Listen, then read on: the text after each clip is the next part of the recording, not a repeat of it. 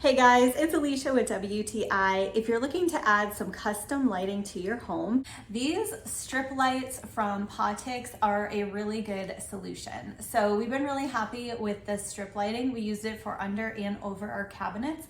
And I have to say, this puts out a lot of light and it is a beautiful, consistent light. It is not blinking, it's not flashing or flickering, and it doesn't have dark spots in it. We've been so pleased with it.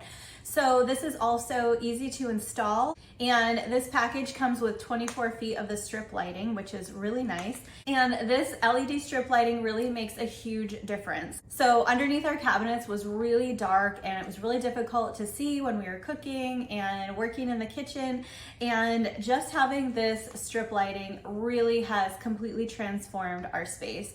So if you are looking for a fairly easy DIY project to light up your under cabinet space or really anywhere that needs a little extra light, I would not hesitate to check out this strip lighting. We've been really happy with it, and that's my point of view.